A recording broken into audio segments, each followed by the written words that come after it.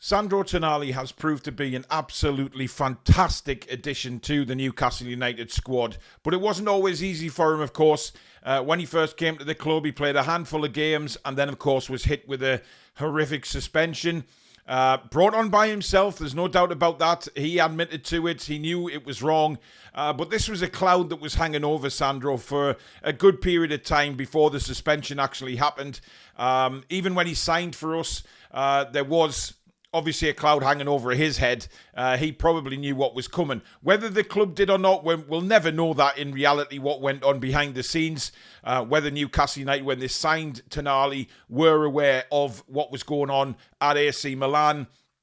Any sort of investigation into the betting rules, etc. So we can understand how Sandro was feeling, but really, he's never really spoke about it in great detail, has he? About how he was feeling once that suspension came into fruition, and of course he wasn't allowed to play the game that he loves.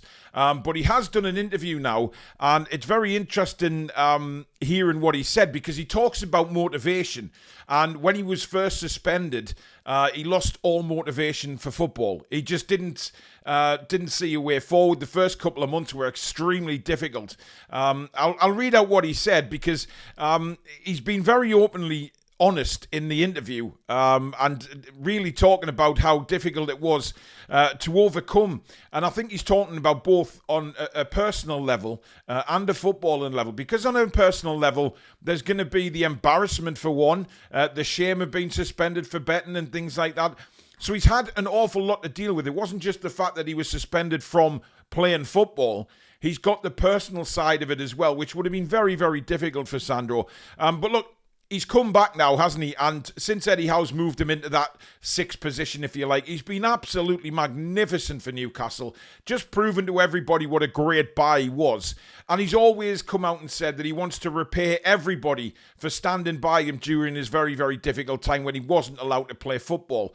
And obviously, there's been some pathetic rumours about, bigger clubs, if you like, wanting to sign Tonali, but Tonali's already stated, as has his agent, that he's Newcastle United for years to come, because he wants to repay everybody for sticking by him during what was a horrific period in his life. And of course, he's only 24-year-old. He's got bags of time left, Tonali, and can get even better than what we've seen. Now, reflecting on the whole thing, he said that I'll confess, I had no motivation during the early days in the wilderness. He says, I worked with the psychologist for a year. I met him 4 times a week. When I started, it wasn't easy. Now, that's incredible. 4 times a week. That is a lot to take on. You know, if we've been through sort of mental health issues and we see psychologists or doctors, normally they'll see you once a week and progress that way. Or maybe twice a week. But obviously serious cases, they'll see you a lot more. But I'm talking about in general. And to know that he was there 4 times a week, that's incredible. Because that just tells you where he was in his own head. It tells you how much this had affected him.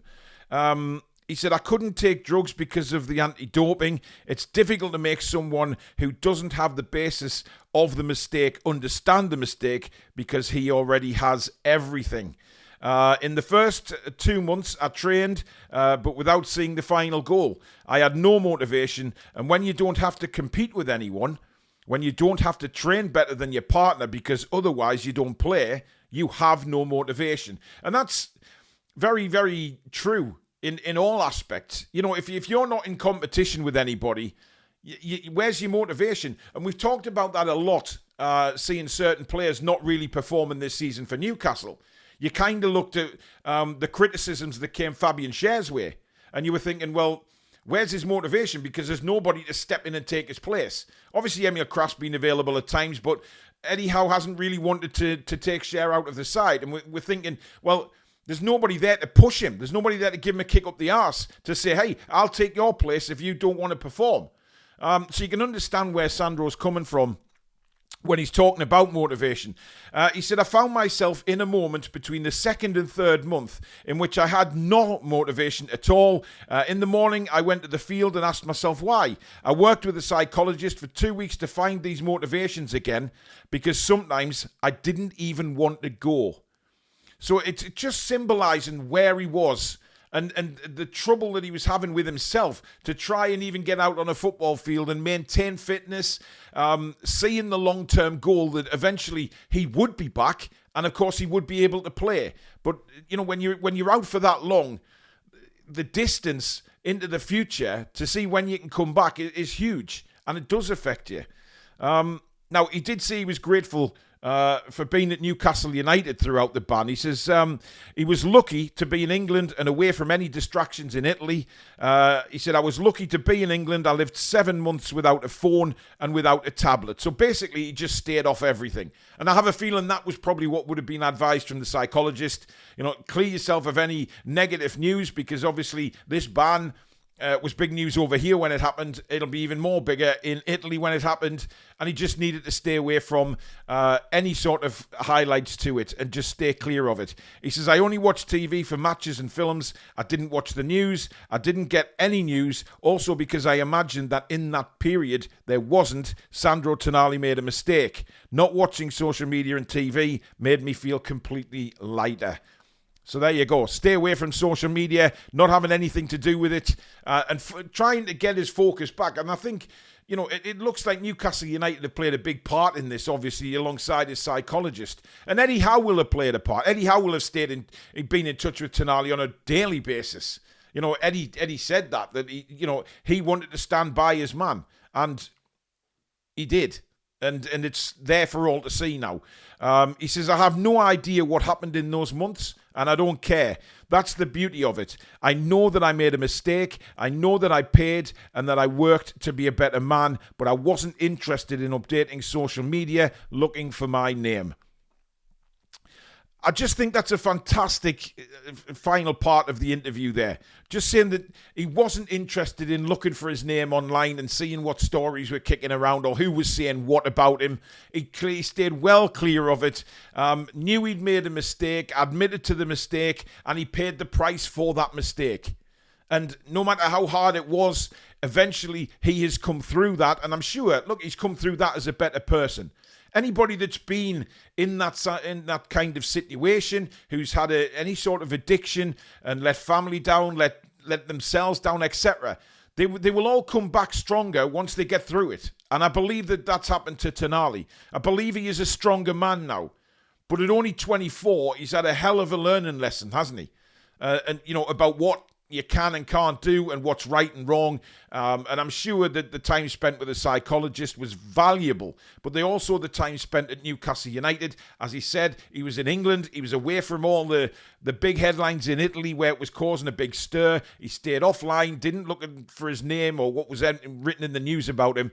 He stayed completely away from that and kind of refocused, I guess, on everything.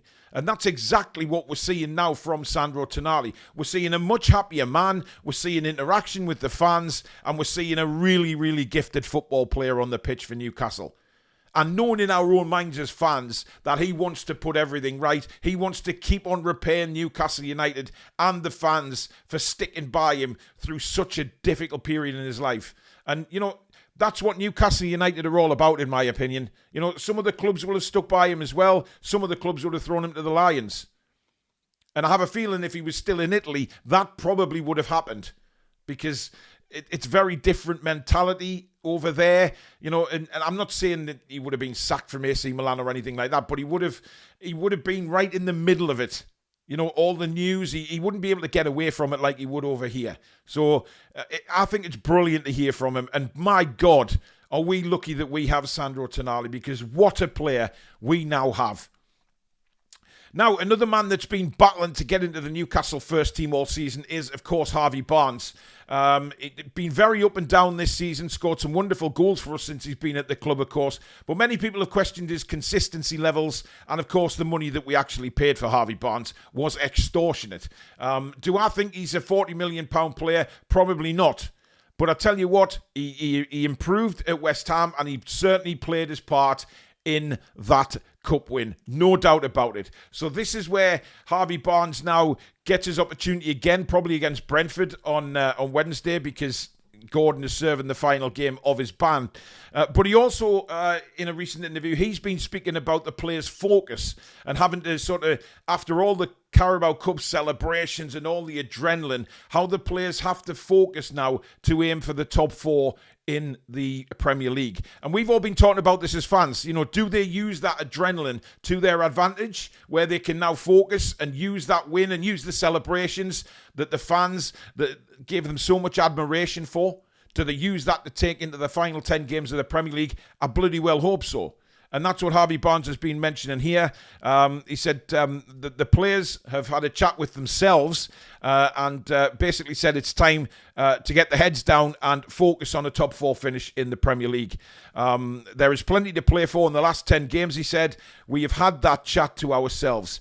Now, for me, that's great that the players have spoke about it among themselves. I'm sure Eddie Howe will just basically put more on top of that for them and just thump it home, basically, that the Carabao Cup is now water under the bridge until the end of the season. Then they can look back and say, wow, we achieved something great.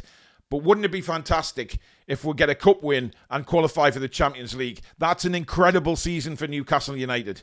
Breaking the hoodoo of 70 years and then qualifying again for the Champions League. Now, it's top 5.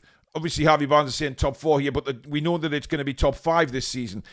He says, I know we have obviously achieved Europe with winning the Carabao Cup, but obviously we want to push ourselves as high as we can in the Premier League, and the Champions League is obviously our aim this year. He says, we have got our heads back down after the celebrations, and now we focus. We take all the positives from it. Everybody is on a high, but hopefully we can use that to the team's benefit and hopefully take that into the next game against Brentford. With 10 games to go, we have to make sure we don't slip off and get ahead of ourselves. We need to get back to where we were and winning games again. He also said about the celebrations, he says, being out here and seeing all the people, you realise what we have achieved and what it means to the city, which is everything. He says, we knew it would mean a lot to the fans on the bus and on the stage. You realise what it means. And I think that's not just probably Harvey Barnes thinking that, is it? I mean, that's going to be everybody. Everybody will have felt that. You know, whether it be the coaching staff, the manager, the hierarchy at Newcastle, the executives, the fans, the players, everybody will have just adored that day. Memories that will just last forever. And Harvey is speaking there about refocusing on the Champions League. And it's great to hear because, yes, there's a high at Newcastle United, but what they don't want to do is let that high just become a low for the back end of the season. And yes, you've got idiots out there like John Barnes and that saying, Eddie Howe, he shouldn't let his players just cruise to the end of the season. He's not going to do that. Eddie Howe is not that kind of manager. And the players, as Harvey's just said there, talking among themselves, they know they've got to refocus now. Let the Carabao Cup disappear now till the end of the season, then they can look back on it again. Now it's about focusing on the last 10 games of the Premier League and getting that Champions League spot. And for me, I think that's fantastic interview from Harvey Barnes. Really thumping home to us as fans that they're not going to let that Carabao Cup win distract them from the final goal of the season, which is qualifying for the Champions League. So a lot to look forward to. But there you go, guys. Thank you very much for watching the video. If you have enjoyed it, as usual, give it a thumbs up. And if you're new to the channel, please do subscribe. It doesn't cost you a penny. It is free to do so. But do hit the notification bell so you never miss an upload or a live show in the future. Thank you very much for watching. We'll see you very soon. Take care.